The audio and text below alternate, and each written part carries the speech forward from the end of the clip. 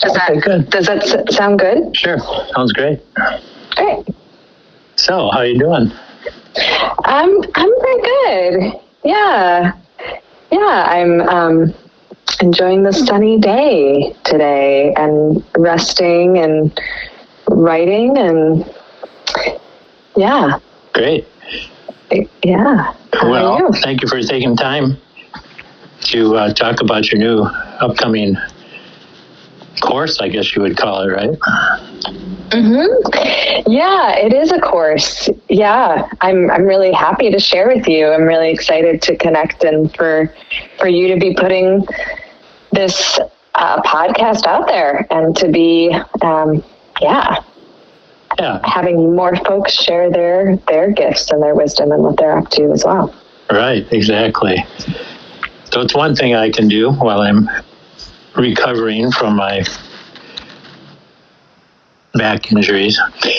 But yeah, so I'm really excited to get going on it and to hear more about what your new offering is. I mean, before we start, I know you very well, and I totally appreciate all the work you do and the value and quality of it. And so that's why I'm excited to participate in getting the word out there. But I think for people listening in, they might want to know a little bit more about you and what inspired the work you're doing and this workshop particularly. Yeah, I'm happy to share. I did a little reflecting about my story and my grief story specifically about why am I doing what I'm doing? Where did that come from? And my intuition says that it really started, probably before birth, but in my early years, and I grew up in Metro Detroit, and my parents, my dad was a British immigrant, and my mom, a second generation Polish woman from Detroit, and so that's relevant because of how I do my work and understanding their stories as well. Right. And living and growing up in a very, I'd say one of the most segregated cities in the country as well. And we went to church downtown Detroit that was a half black, half white church. And I also had the opportunity to live in other places too, but always came back to the same very comfortable, very white community in Metro Detroit. I got to live in Taiwan because of my dad's work, and he, was there supporting the car industry in Taiwan. And I had an indigenous nanny who carried me around and taught me her language. Oh. And then we just left. When I was 3 years old, I was there for about a year and a half. And I, of course, I forgot about it. I forgot that I spoke this indigenous language. I saw photos and videos, but it wasn't really until I went to Thailand when I was 20 years old. And I'll back up and share a little bit about the rest of my childhood, but it wasn't until I was 20 that I lived with indigenous people in Thailand while I was studying sustainable development and Buddhism there. And I found myself having these like massive wellings of feelings coming up that I didn't know what to do with, but I would like push them down. I felt like I wanted to be like this indigenous woman or like her baby on her back, or, I didn't understand the feelings that were coming up for me. But I, was studying Buddhism too. So I would then go meditate for weeks on end. And I was having these like big awakenings, and I didn't know what to make of any of this. And it wasn't until years later, I went to divinity school to study, I thought Unitarian Universalist ministry, but I focused more on Buddhist ministry ultimately. And I had some mentors there and was taking courses about East Asian studies and comparing that with like Christianity and these comparative courses as well. And I realized, oh my gosh, I must be missing this experience with this Indigenous woman. And it's, that was 20 years ago now for me. And I've worked through a lot of that in therapy, but it was a really powerful story for me about understanding I was missing this connection. Oh, wow. This intimacy that my mom couldn't really provide me because she didn't experience that herself, right?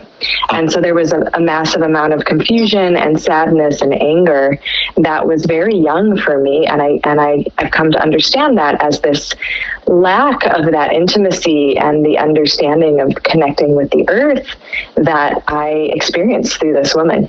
Right.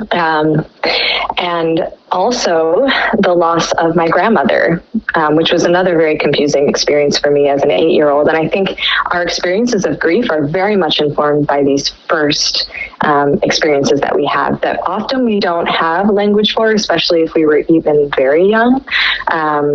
Right. Before language, or if there was language, how did our parents talk to us about it? Did they express feelings? Were feelings okay to feel in our family? That sort of stuff has become very clear to me as I've looked at my own story. And so my grandmother had a stroke when I was 8. She was my best friend and only child as well. And she became a bit like a 3-year-old for a few years. I mean, she healed some, but she couldn't use the left side of her body, and she couldn't discern, control what she said. So a lot of things just came out, and they came out at anyone who was around her, and I didn't understand what was going on. Right. 8-year-old, 9-year-old. So I had, all the grief feelings: confusion, fear, sadness, anger, fear at her. What might she say to me? What might she do? But I loved her, but she wasn't my grandmother in the same way. All that stuff, and kids just don't know what to do with that. So anyways, that's part of what inspired my journey into healing at a young age, was trying to make sense of these things. And also I was very much an overachiever and a perfectionist, trying to gain attention and feel gain love by doing good things, right? And being a good girl. So and I had every privilege and every opportunity, and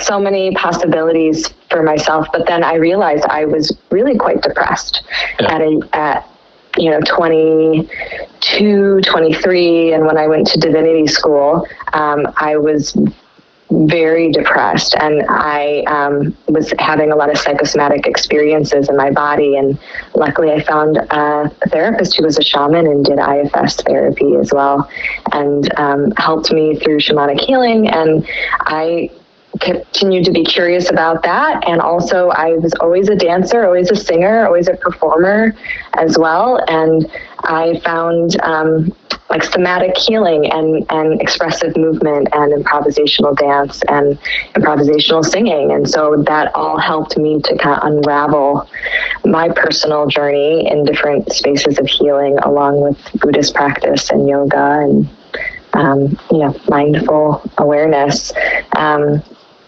And I ultimately found a place called Earth Dance to live after grad school, and creating this movement practice that I didn't really know what I created, but it was to survive, and it was all I wanted to do. And Earth Dance helped me to put it into context and to practice with people on the land and be in inquiry with the land, with the trees, with the spirits of the land there, and have dialogue with people about all this stuff. And then I eventually went to India and Nepal and studied more Tibetan Buddhist practice and Tantra, and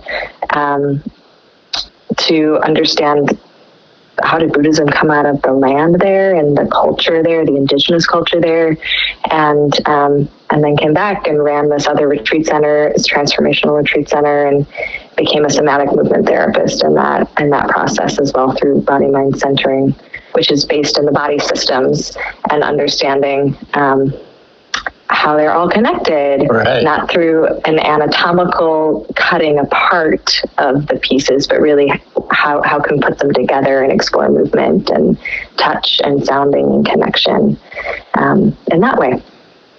So back to the body. Yeah, exactly. Yeah, back to the body, the real physiology of our experience. And for me, I was really curious about how the body systems are related to the earth systems through the elements. So that was my research and focus. And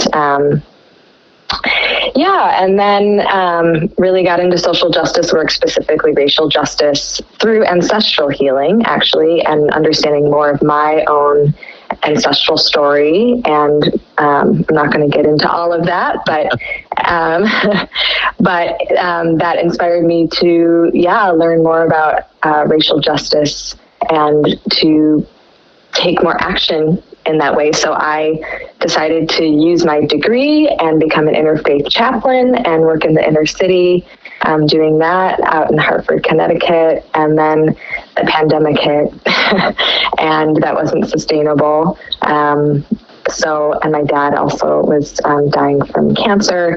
So I moved to Northern Michigan and I met Will, and that was a wonderful experience, and met a number of people in community that I resonated with, and started weaving all these pieces together more and more and collaborating. And you kind of know the rest of the story, but there's a lot of grief that happened very quickly for me, with my mom getting breast cancer, my uncle taking his own life at the end of his life, or of course the end of his life, but he was 83, and struggling with a neurological degenerative disease. And my father also had a neurological degenerative disease we didn't know about until just a couple months before he died. And then, another uncle also dying. It was just a lot of loss very quickly, and I was really drowning a bit in it for a while. Luckily, I also had another elder, grandmother Karina Saarinen, who is a Finnish elder who also works with Tibetan Buddhism and is a weaver of traditions in a sense, like me. And she gave me the grief wheel model that I'm working with now. And we collaborated on a grief facilitation training online while my father was actually dying. And so that was a very embodied journey for me that time. And I've been doing that work one-on-one with people and offering some classes here and there. And but that wasn't sustainable either. And I needed to collaborate with more folks. And I realized I didn't get enough support when my dad died and when I went through all of that. And I didn't want to have that experience again. And I wanted others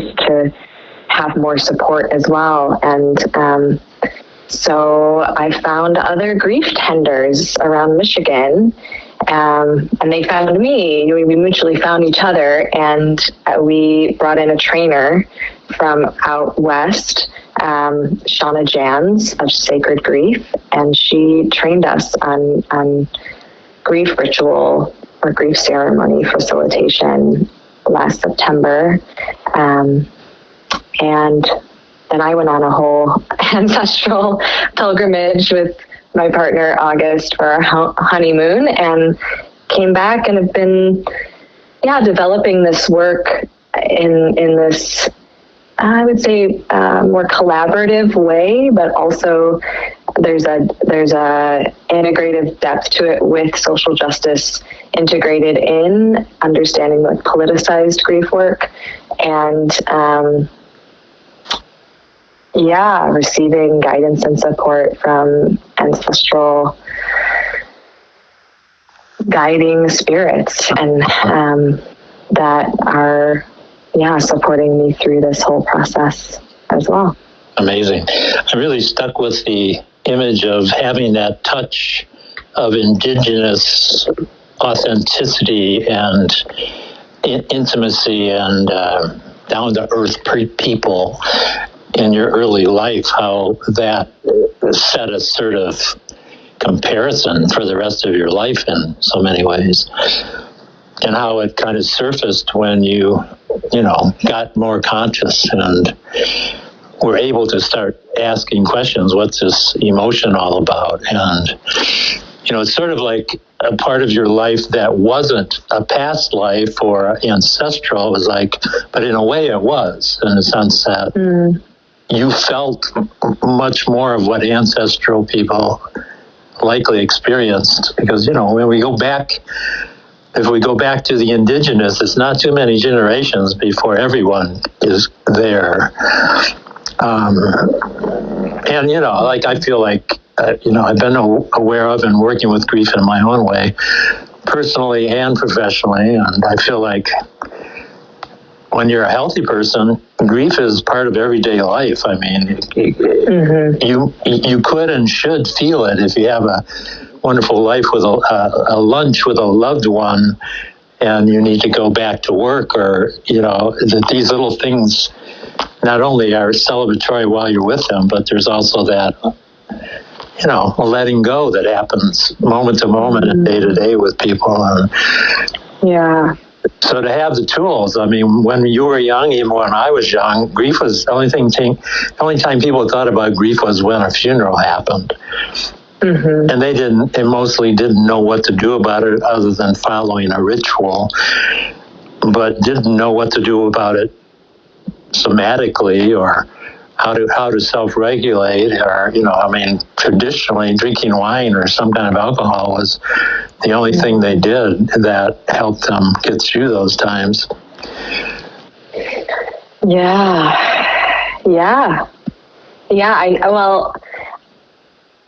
my understanding and research and what I've learned from my teachers too, is that we did have these rituals, and we would come together, and we know that there were, right, in like the Celtic tradition, which is part of my heritage, there are these cross-quarter celebrations, 8 celebrations, and the quarter celebrations across the whole year. Right. And it is a rhythm of like every month and a half, we are celebrating together, right? And there's a grief that's a part of that. There's a letting go that's a part of that. And there's a praising and a celebration. And sometimes of the year, it's more celebration than other times of the year, but ultimately it's all it's all always there. And that's what I've been really learning from my own Celtic tradition in study more recently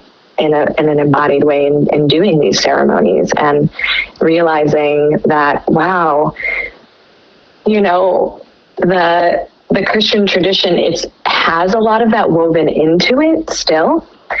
And it's the body has been de-emphasized, right? And the relationship with the land has been de-emphasized.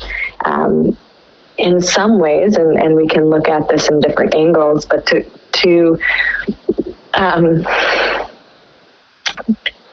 invite people to lighten, and to be able to think more, do more, act more, create more. It's this kind of production-oriented way of being that got created because of industrialization ultimately, but because of civilization, and that has disconnected us from a sense of these deeper cycles of time and relationships.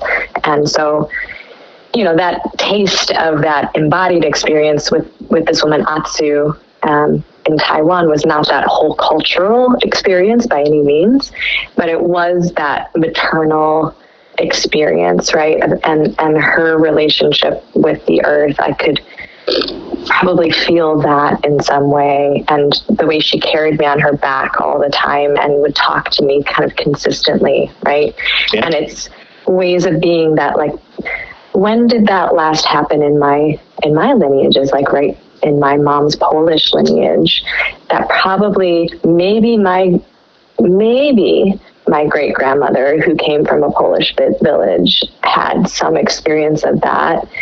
But probably, there was a massive amount of trauma that she was carrying from the genocides that her ancestors had experienced over many generations too, right? So it's interesting when we keep going back, and there's lots of rabbit holes there that we could talk about, I'm sure, but yeah. So it sounds like part of what you're saying is that it's a good thing to kind of integrate some of these earth-based rituals and traditions that have kind of integrated into them opportunities to grieve and to celebrate and to learn about grieving and celebrating, and because I think they go together, just like love and grief are sort of intertwined. You have to be familiar with both of them and embrace them in terms of really feeling the full experience. So that's what I'm hearing. You're saying that's part of what the work you're doing is, helping people to realize the benefits. And yeah, exactly. That if we're not owning the depths of our emotions and including the difficult emotions, then we're not really able to celebrate with all of who we are, right? We're not able to find that freedom and that joy, and that the surrender into the depths allows for the surrender into the heights as well. And not in a kind of manic way, right? In a really grounded, connected, embodied way that is about relationship. Yeah, and I'm not advocating that we go back and we all like re-indigenize, right? Or I think that's a very difficult thing to do, and I'm not advocating for us to don't be Christian, or these religions do actually integrate a lot of the indigenous traditions from the past into them, right? Buddhism as well. We can also remember the aspects that were cut off and intentionally, I would say, forgotten and cut off, so that we would go faster, do more, that way of being in the capitalist society, and come back more into that intimacy with land and family and community and culture, and these ways of survival help people to also thrive amidst the challenges that they are facing to survive as well. And so it's helpful to remember that, because we're also facing survival again as a species. And I mean, every species, or some more than others, are facing that in the sixth mass extinction that we are in too. Yeah. The thing that also strikes me about what I am hearing is that while indigenous cultures and anyone who came before us, whether they're in earth-based kind of a culture or a modern society, and I say this somewhat from my experience with you and doing the somatic work we've done together, that I don't think any of the cultures had that information to go with. I mean, I guess I want to take it back to some extent, because I know that dance and some of these kinds of things were part of indigenous earlier cultures traditionally, where we've gotten away from it. Like the culture is not part of modern society. The church comes close, but it still doesn't. Most churches still don't do the kind of close rituals and dances, and the celebrations at weddings are kind of watered down compared to some of the really, just cultural, like a Greek wedding or a Jewish wedding. They have such deep traditions where all of those pieces are part of it. But I still think the somatic awareness. I mean, I feel like we've just come into an era where humanity is starting to value and understand the deep and true nature of emotion, and how those unpleasant emotions have much to offer us, and they shouldn't be seen as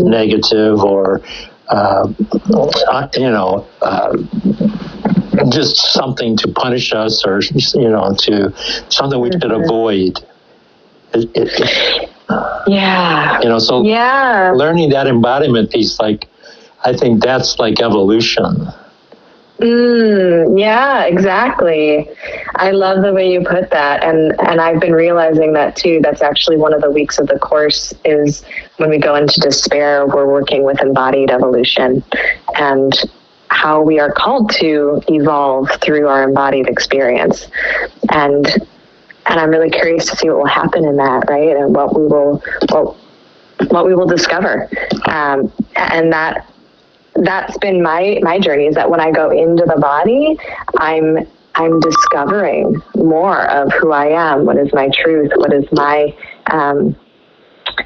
what are my gifts? Right? What wants to be created through me, and my own truth that may relate to someone else, but really it's more important for myself. And I do know in Indigenous traditions that people created those cultures, right? And they created them in relationship with the land, with the geography, and all the beings there. And so they were in this embodied somatic evolution then too, right? It's not that different. It's just they weren't thinking about it in the same way. They weren't as cerebral as we are now. Like, we have to make more effort to come in and down and be with what is, and focus ourselves in that way, which is very countercultural. Whereas, and I don't have the Indigenous experience, so I don't really know, but my sense is that they were like, we're surviving, we're trying to like get enough food, right? And then there would be these moments of wisdom that came through that too, right? People doing vision quests, people having these initiations, and so that's when people would have a lot of visions and be guided to receive a sense of their calling and purpose. And so we don't really have that set up. So it's like our bodies are calling for it. And some of us intuit that and put ourselves in certain situations to have these initiations. Right. But the challenge is we don't have a cultural community framework to integrate those initiations through generally. And so often we don't make it all the way through the initiation to be able to integrate it and use that wisdom in community. And that's been my journey for 20 years of figuring out, what do I do with these spiritual experiences, somatic spiritual experiences that I'm having, and not put it into the framework of exceptionalism, right? Which is what I was taught by like American culture, and instead learn more from Indigenous teachers or people who have learned from Indigenous cultures and are rooted in a relationship with the land and in community, and start to shift that into what is this medicine for me, and that I can give to others in a humble way. And that's still something I'm learning how to do every day. Yeah, I've always looked at, I think I'm on the same track in the sense of, I always looked at Indigenous cultures, unlike us, some of my teachers have been very strong in the sense of saying, we should not be conditioning our kids from like the day they're born to start trying to learn language and an alphabet and all these things until they have some original thoughts. And it's like all that stuff clutters the left brain. One of these teachers would say, we don't even give a child a chance to ask an original question before we've loaded their brain with all kinds of information. Part of cultural conditioning that in many ways is like giving them weight to carry before they've even experienced a kind of a clear-minded awareness of the connection they have naturally. And Indigenous cultures haven't been clouded with all that. in most cases, if they've really been able to be pure and connected to the earth. So they live, I try to explain this when I do like a power animal journey. You have to understand that many native cultures live like in a dream world. They live in the moment. They still honor their dreams. They still honor the visions. And so the power of an animal showing up can have a huge message for them, where for most of us, we see an eagle flying by, we might say, oh, that's cool, but you don't have a deep, like, that's saying something to me that I need to hear right now, Yeah. That's all. That's great. So do you want to talk a little bit about things like what your goals and intentions are, just in kind of like in this course, like who I noticed in reading the link you sent me that it sounds like you're appealing this to healing arts practitioners. Have I got that straight, or is it for anybody who wants to participate? Yeah, it's for holistic practitioners. Yeah, because it is going through the material very quickly, and it is really deep material, and so I want to make sure that people have tools that they're already using fairly consistently and are able to resource themselves well, because we are dealing with pretty difficult and deep terrain, and I'm definitely feeling it myself as I'm preparing for all of this. Yeah, and it's not really a training in that that said, I am giving people a map and a framework for bringing this into their lives so they can practice it and then start to integrate it into their work ultimately. But I'm not like doing a training, like a train the trainers kind of thing. I'm just giving the experience. Yeah. Giving the experience and introducing it to their worldview and and creating a space. It's a space, a creative space to be in together and explore who we truly are in these relationships with the earth and with our ancestors and with the land around us where we are and with each other, and support each other as practitioners, because I felt so much isolation. And I still feel it, but it's getting better.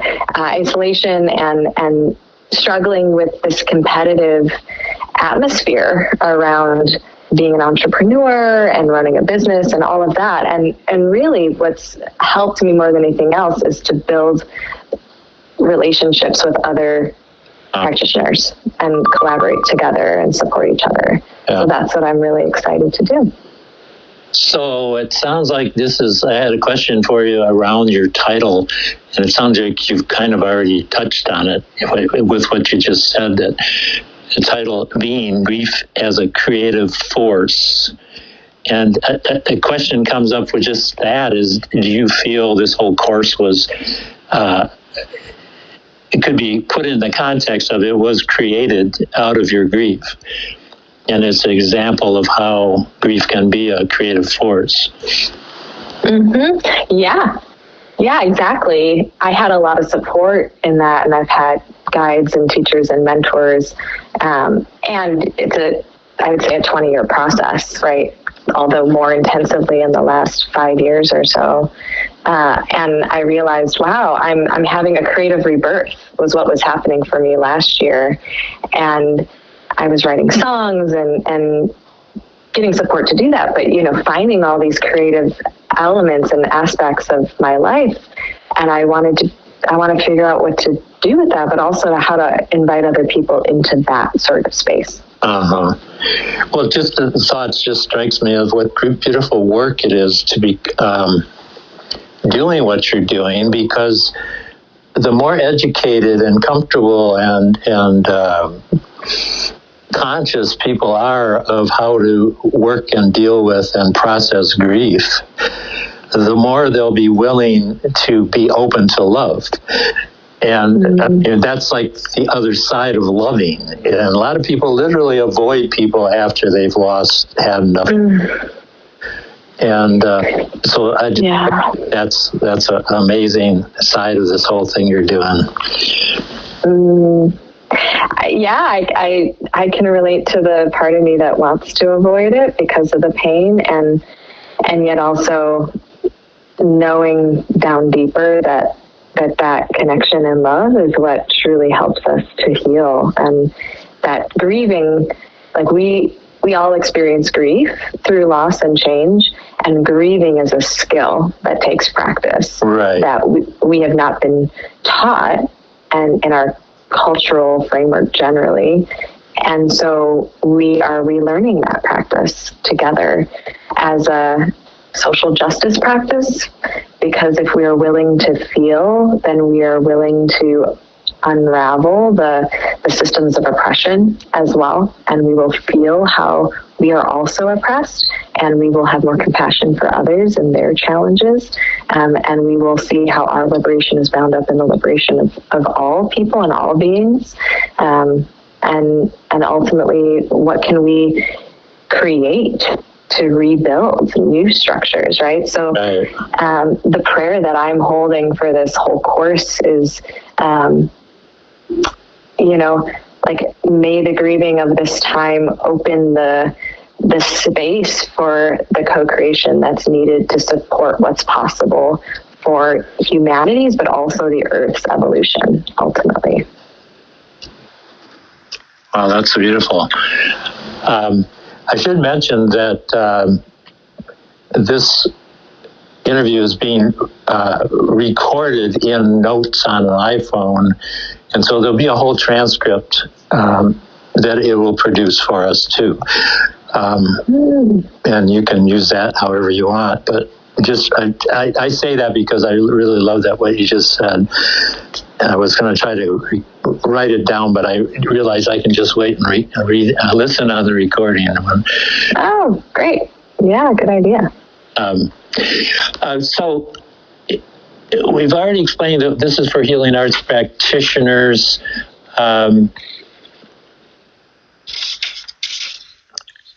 And because one of my questions was, how will people know if this course is for them? And you can still answer that question if you don't feel you have. I know you have to some extent, in the sense of healing arts practitioners will be informed and can integrate and can work this into not only their own lives, but their work with the people they work with, because so much of mental illness is related to people in grief and in depression that don't even know it. So regardless of what you're doing, it's important you should be informed as much as possible. Is there any more you want to say about that in terms of Sure. who should be looking for what?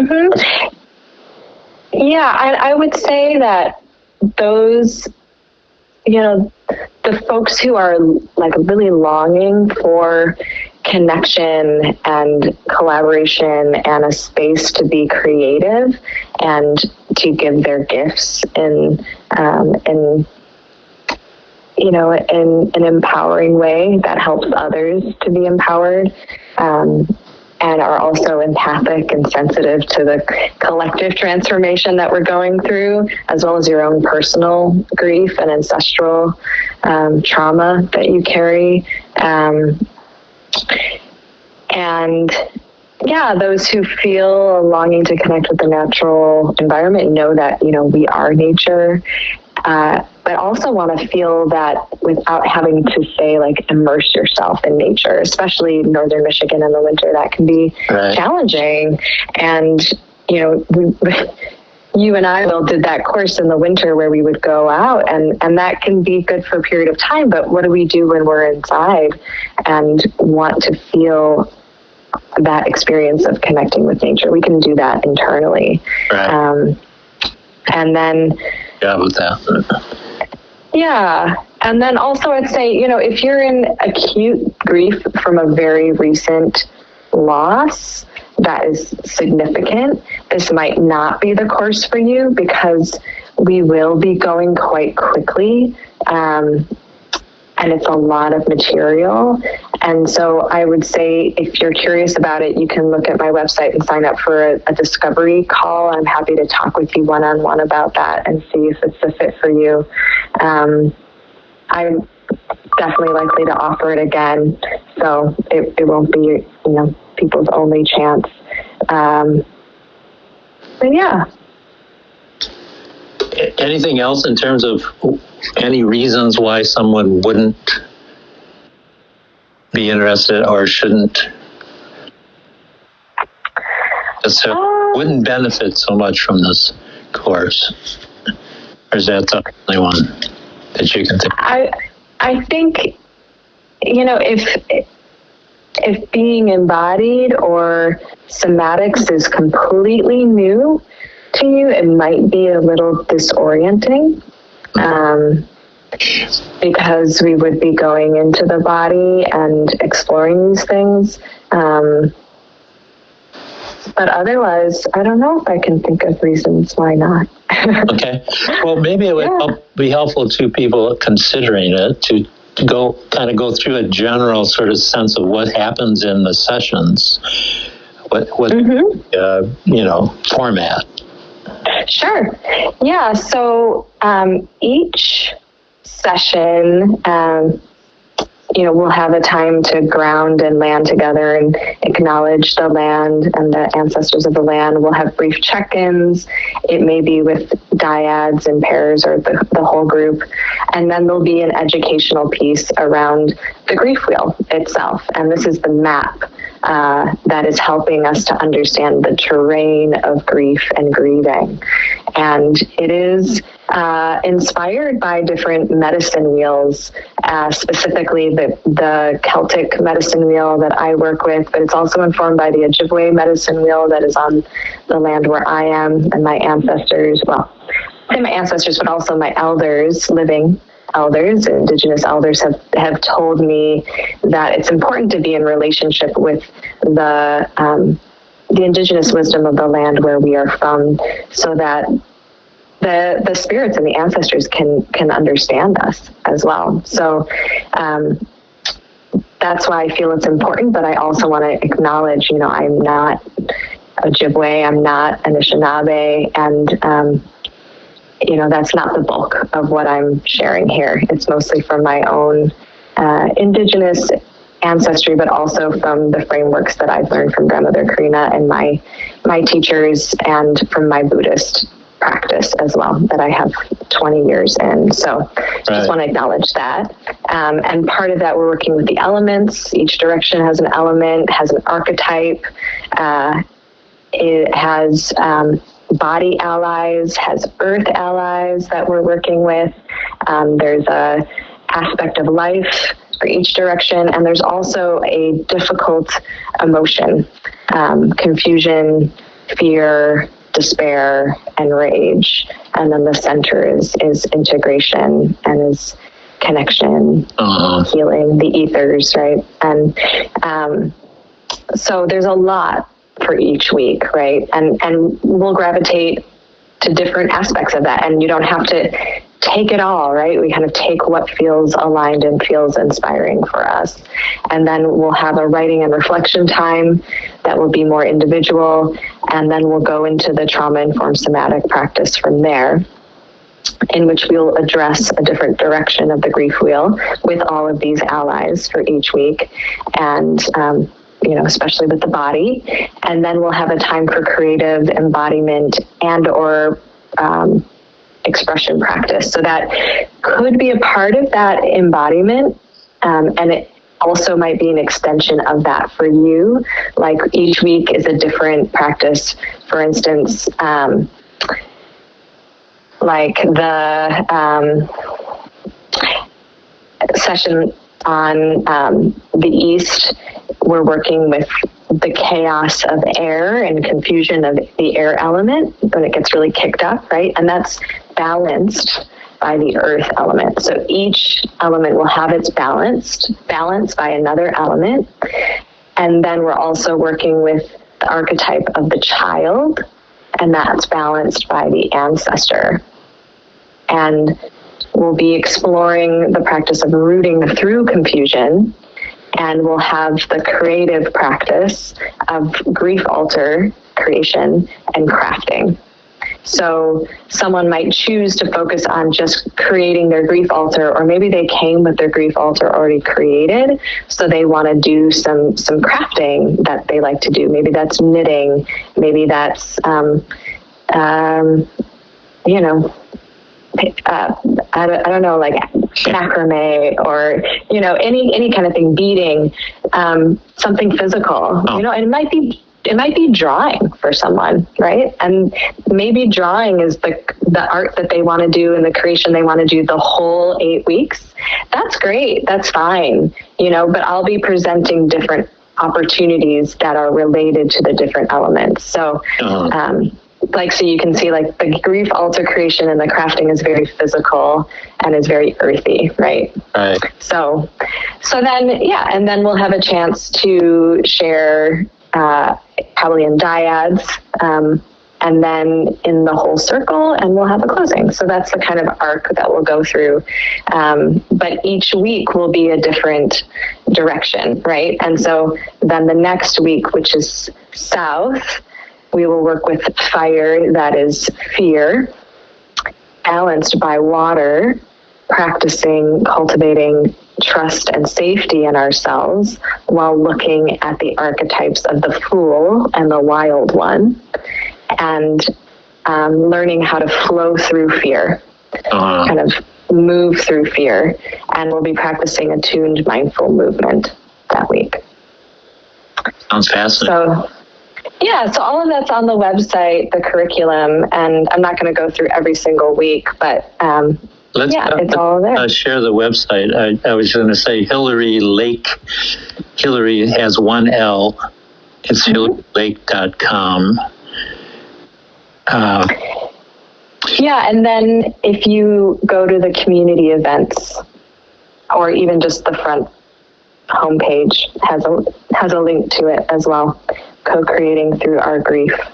And so it's an 8-week process. And what kind of personal investments or costs are involved, or what I know that's all there, but people may know that. Sure. Well, there is an intro session that is free on March 12th, so Wednesday next week, and that's from 7 to 8, so that's absolutely free. And then the 8-week journey is a sliding scale, and there are 3 different options within that sliding scale, from $360 to $500, and there are 2 pay what you can slots. So, that is very open, and as much as you can pay. Very good, very interesting. I want to say one thing. When we were talking about the wheels, the cultural wheels, the Native American and Celtic, just my reflection, and you can you can let me know if this fits. But I feel like, for those who don't have ever worked with those wheels, that kind of thing, for me, when I learned about, particularly, I'm more oriented to the Native American medicine wheel, and I find, the way I explain it to people is that it gives you kind of a worldview of an indigenous symbolism and a sense of their reverence for the earth and all the different dynamics that are represented in the symbolism of each direction. So it's nothing that takes anything away about your spiritual belief system. It just gives you a feeling for a culture that has been based on the earth and has created I don't want to call it a mind map, but just a sense of, as if you're in the circle of that and you see the world through it, the symbolism, and so it gives you the filter that an indigenous person likely grew up with, and a sense of, where they're coming from.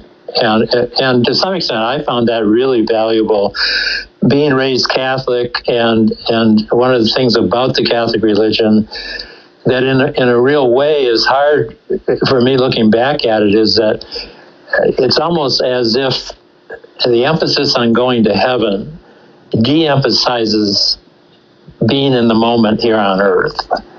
That's the way it affected me. And I had no real strong connection to earth, although intuitively as a child, I was always out there enjoying nature.